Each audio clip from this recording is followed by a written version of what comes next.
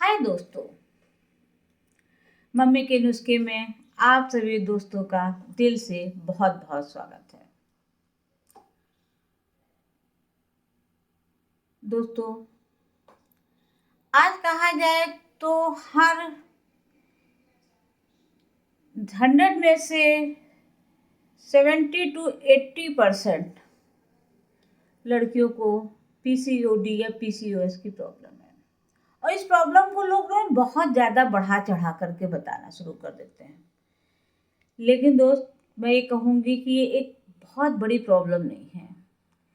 ये life style disease की problem है। अगर हम अपने लाइफ स्टाइल को थोड़ा सा मेंटेन कर ले तो हम इस प्रॉब्लम पर पूरी तरह से विजय पा सकते हैं। इस प्रॉब्लम में इंसुलिन रेजिस्टेंस होता है, इन्फ्लेमेटरी की होता है, यानी सूजन की समस्या होती है, शरीर में सूजन आ जाता है, कभी कभी एक्स्ट्रा फैट भी हो जाता है जो जल्दी नहीं जाता है। साथ ही पीरियड की बहुत बड़ी प्रॉब्लम हो जाती है। पीरियड में या तो समय से पहले आ जाता है या बहुत बाद में आता है, कभी कम आता है, कभी ज़्यादा आता है, और पीरियड में कभी कभी दर्द भी बहुत होता है। दरअसल आजकल हम लोगों का लाइफ स्टाइल, हमारे यहाँ के बच्चों का लाइफ स्टाइल बहुत ही ख़राब हो गया है। वो रात में बहुत देर तक जगते हैं, भले वो पढ़ने के लिए या मोबाइल चलाने के लिए, किसी भी काम के लिए। मेरा मतलब ये नहीं है कि वो किस वजह से जगते हैं। खाने में पिज़्ज़ा, बर्गर या ऐसी बहुत सी चीज़ों का यूज़ ज़्यादा करते हैं। घर की बनी हुई सब्जियां, हरी सब्जियों का यूज़ तो करना बहुत ही कम हो गया है। तो इसी सब की प्रॉब्लम की वजह से जब हमारा पीरियड बहुत ज़्यादा इम्बैलेंस होने लगता है या हमारा हार्मोनल चेंज होता है तो ये सारी प्रॉब्लम आती है। और हार्मोनल इम्बैलेंस की वजह से लोगों में गुस्सा, चिड़चिड़ापन बहुत ज़्यादा हो जाता है। पीसीओडी की वजह से बालों का झड़ना भी बहुत होता है। फेस पे एक्ने, पिंपल्स आदि की प्रॉब्लम भी आने लगती है। कभी कभी फेशियल हेयर की भी प्रॉब्लम आ जाती है, जिससे कि लोग बहुत ज़्यादा परेशान हो जाते हैं। लोग सोचते हैं ओ मुझे एक बहुत बड़ी बीमारी हो गई है। लेकिन दोस्त, ये कोई बहुत बड़ी बीमारी नहीं है अगर आप अपने लाइफ स्टाइल को थोड़ा सा मेंटेन कर लें। मैं ये नहीं कहती हूँ कि आप फास्ट फूड मत खाइए, क्योंकि फास्ट फूड आजकल बच्चों की एक आवश्यकता भी बनती जा रही है और पसंद भी।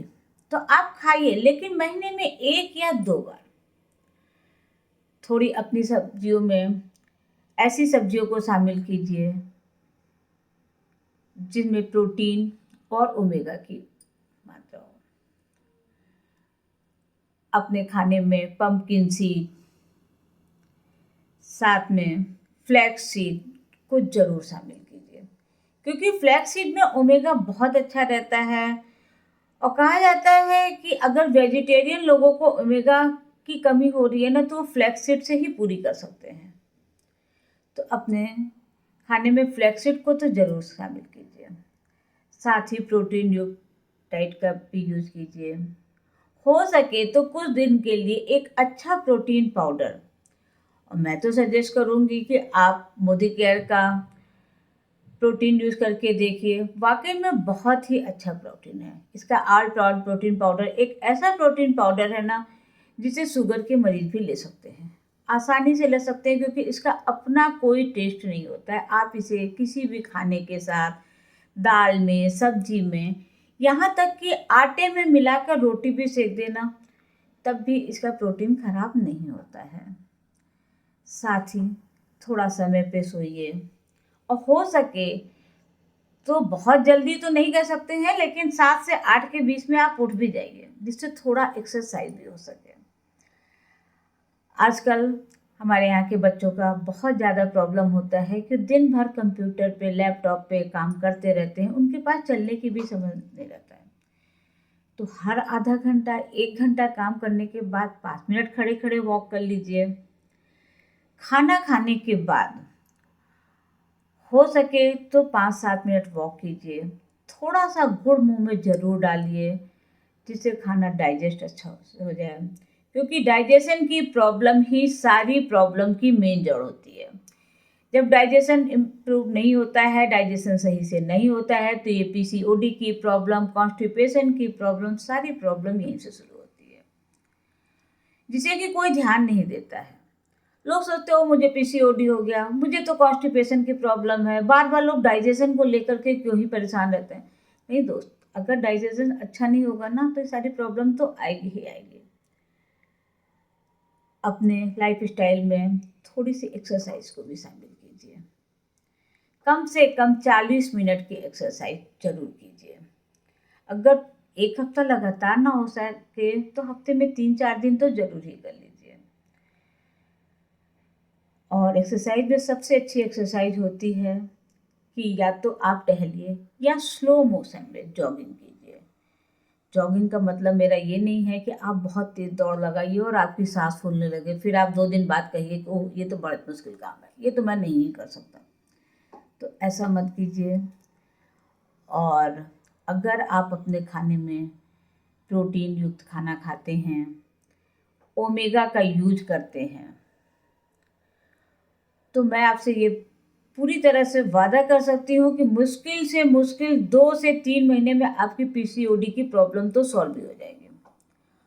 और एक बहुत बड़ी चीज़ मैं आपको बताती हूँ, जब भी आपकी पीरियड हो और आपको उसमें बहुत ज़्यादा पेन हो, तो आपको किसी भी तरह का पेन किलर लेने की ज़रूरत नहीं है। आप 1 चम्मच काले तिल को गुड़ के साथ लीजिए और दिन भर में 2 या 3 बार लीजिए और गर्म पानी पीजिए। थोड़ी देर में ही आपका पेट दर्द, कमर दर्द सभी कुछ खत्म हो जाएगा। ये शायद आपको कोई डॉक्टर भी नहीं बताएगा। तो बहुत ज़्यादा दवाइयों पे मत जाइए, अपने लाइफ स्टाइल को सुधारिए और अपने, कहा जाए तो, लाइफ स्टाइल के साथ साथ अपने इम्यूनिटी को बढ़ाइए, सिस्टम को इम्प्रूव कीजिए, तो आपकी पीसीओडी की प्रॉब्लम तो हमेशा के लिए ही समाप्त हो जाएगी। क्योंकि पीसीओडी कोई बीमारी नहीं है, एक लाइफ स्टाइल डिसीज है। आप जितनी भी दवा खा लीजिए, अगर आप अपने लाइफ स्टाइल को नहीं सुधारेंगे तो इसमें कोई इम्प्रूव नहीं होगा। अपने वेट पे कंट्रोल कीजिए। हो सके तो रात में सोने से 1 से 2 घंटा पहले 1 चम्मच पंपकिन सीड का खाइए, क्योंकि इसमें प्रोटीन की मात्रा बहुत होती है। और हार्मोनल इम्बैलेंस के लिए सुबह शाम अपने हाथों को ऐसे ऐसे करके रगड़िए, बस से 1 मिनट। इस सब चीज़ों को करके देखिए, आपको फ़ायदा ज़रूर मिलेगा। तो दोस्तों, अगर मेरा वीडियो पसंद आ जाए तो एक लाइक तो बनता ही है, और सब्सक्रिप्शन तो बहुत ज़रूरी है, क्योंकि आपके लाइक और सब्सक्राइब करने से हमें भी मोटिवेशन मिलता है। साथ ही हमें कमेंट्स में ज़रूर लिख के भेजिए कि आपको ये सारी चीज़ें यूज़ करने से क्या फ़ायदा मिला। मुझे आपके कमेंट्स का इंतज़ार रहेगा। और अपने दोस्तों के साथ भी ज़्यादा से ज़्यादा बताइए, जिससे वो भी इसका फ़ायदा उठा सके। क्योंकि अपने साथ साथ दूसरों की हेल्प करना भी बहुत अच्छी चीज़ है। तो आज के लिए इतना ही। धन्यवाद।